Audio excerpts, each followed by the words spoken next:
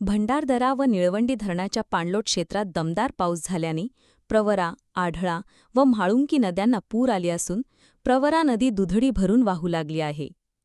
प्रवरेतून आलेल्या पहिल्या पाण्याचे संगमनेर शहरवासियांनी डॉ. सुधीर तांबे व डॉ. जयश्रीताई थोरात यांच्या उपस्थितीमध्ये गंगामाई घाटावर मोठ्या आनंदाने व उत्साहाने आरती करून व दिवे अर्पण करून पूजन करत म्हाळुंगी नदीला साडीचोळी अर्पण करण्यात आली.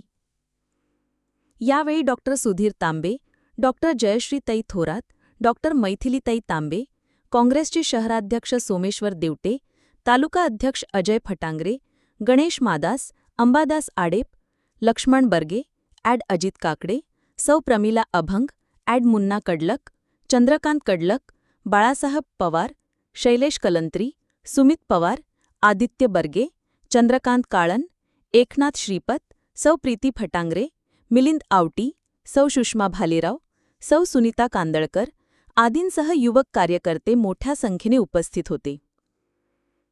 यावेळी बोलताना डॉ. सुधीर तांबे म्हणाले की प्रवरा नदीमुळे उत्तर नगर जिल्ह्यातील नागरिकांच्या जीवनात आनंद निर्माण झाला आहे.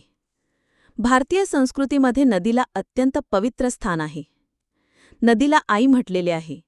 यावर्षी सुरुवातीलाच पाऊस चांगला झाल्याने भंडारदरा व निळवंडे धरणातून पाणी सोडण्यात आले आहे. भंडारदरा धरणाबरोबर प्रवरा नदीवर निळवंडे येथे माजी मंत्री बाळासाहेब थोरात यांनी मोठ्या प्रयत्नातून निळवंडे धरण पूर्ण केले. दोन्ही बाजूला कालवे निर्माण केले. नदीतून आणि कालव्यातून पाणी येत असल्याने आता समृद्धी वाढली आहे. निळवंडे व भंडारदरा मिळून आता 20 टीएमसी पाणी उपलब्ध होत आहे. या पाण्यामुळे सर्व शेतकरी आनंदी झाला आहे. नदी सर्वांना सामावून सर्वांच्या जीवनात आनंद निर्माण करते. संगमनेरला शहरातील नागरिकांसाठी प्रवरा नदीतील दुथडी भरलेले पाणी पाहणे हा अत्यंत आनंददायी क्षण असल्याचे ते म्हणाले.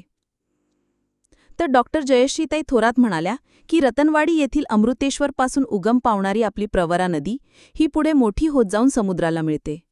5 नद्यांच्या संगमामुळे संगमनेर शहराला संगमनेर हे नाव मिळाले आहे. संगमनेरची एक सुसंस्कृत संस्कृती आहे आणि या संस्कृतीचा आपल्या सर्वांना अभिमान आहे. प्रत्येक विभागाची संस्कृती घेऊन प्रवरा नदी समुद्राशी एकरूप होते.